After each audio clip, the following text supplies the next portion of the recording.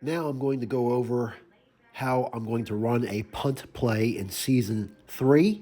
In my version, I'm leaving the offense on the field to punt the ball, and the defense will be on the field to receive the ball. I'll put the halfback 10 yards behind center and the punter straight behind him on a stationary base. I'm replacing the quarterback figure with a punter figure. I am running 29-man rosters, so I do have substitutions. Speaking of substitutions, on defense, I have a couple extra defensive backs this year, and I'm going to use one of my best dime corners to receive the ball, and he's going to be placed on a stationary base 40 yards downfield. On the punt return team, I'm going to swap out the middle linebacker for this extra defensive back.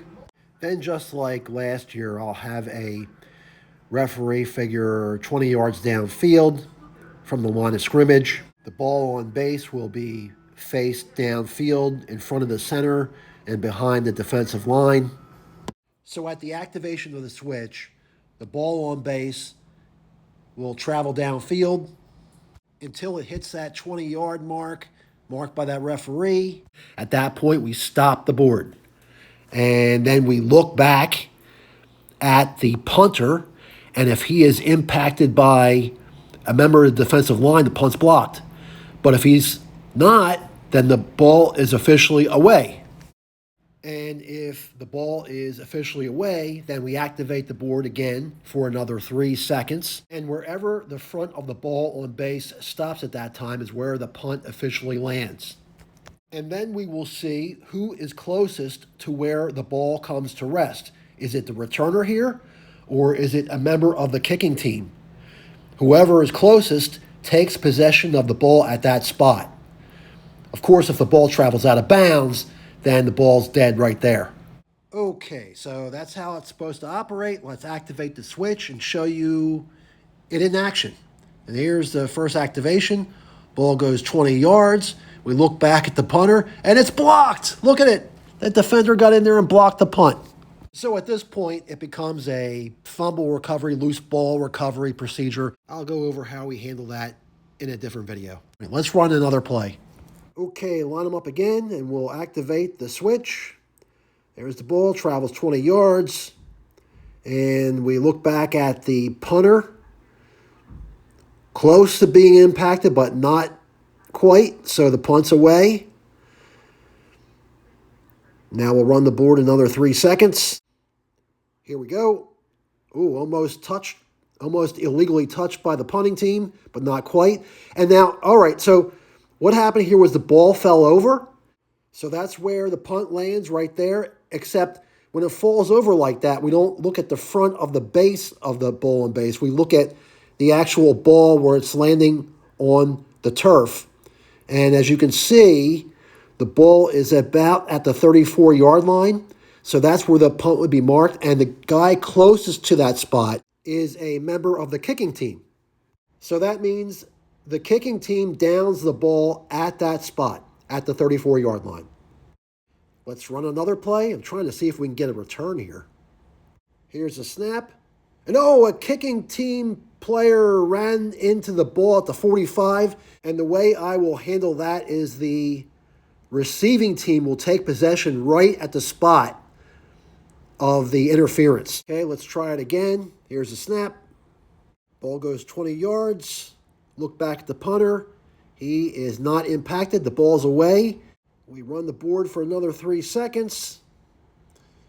And the ball comes to rest at about the 34-yard line. And this time, the returner, standing in the middle of the field there, is clearly closer to the ball than the kicking team.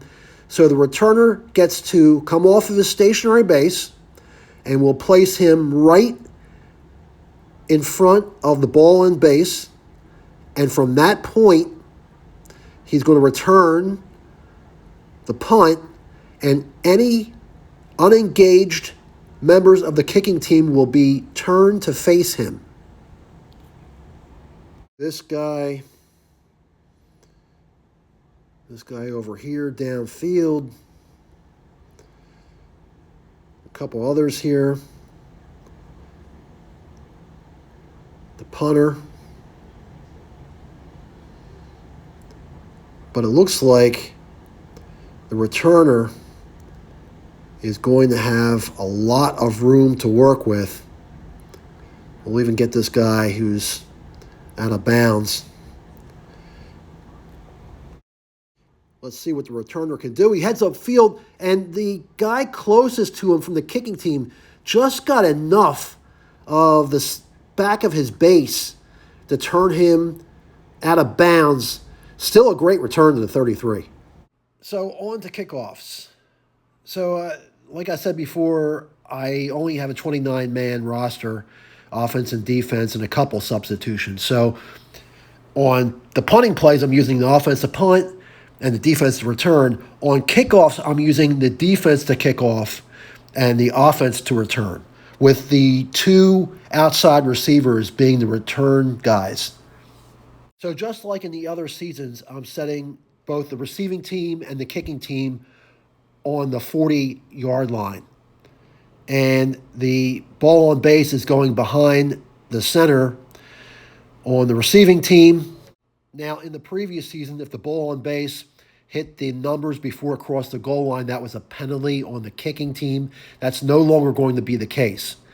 As long as the ball on base crosses the goal line before it goes out of bounds, then we're going to get a return. So if the ball on base crosses the goal line on this side of the field, that returner gets the return. And if it crosses on this side, then he gets to return the ball.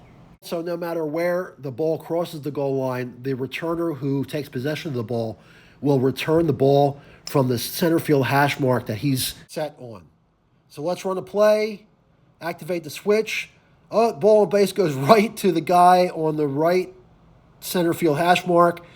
And so he's going to be returning the ball. We'll take him off a stationary base. We'll advance the other returner up to the 5-yard line, also off the stationary base.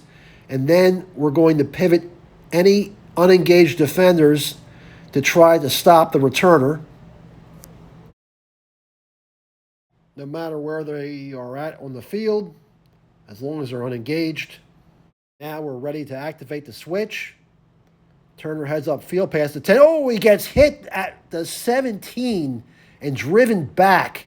Really nice special teams play by 33 on the Whales. Okay, on the field goals, we use a ball on base to try to kick field goals with no teams on the field from the line of scrimmage.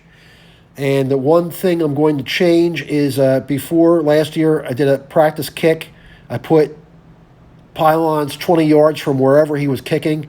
And now I'm putting the pylons down by the goal line no matter where he's kicking from, which is what I should have done all along. The idea is that you get one practice kick. It's going to go from the center of the field, the practice kick, always. If the practice kick makes it between the pylons from wherever he's kicking from, then you kick it from the center of the field. But if the ball on base moves to the left of the pylon, then you move it over to the right. And if the practice kick misses to the right, then you move it over to the left. So let's run this kick. It's a 50-yard try, and it is clearly going to move and miss way to the right of that pylon. So we move it. We move the ball, and the try is going to come from the left center field hash mark. Let's see if it works. Here it is, the 50-yard kick. Swinging wide again. But it comes back, and he nails it. So one practice try followed by the actual attempt. And that is going to conclude this video on special teams for Season 3. More Season 3 rules videos to follow. Thanks for watching.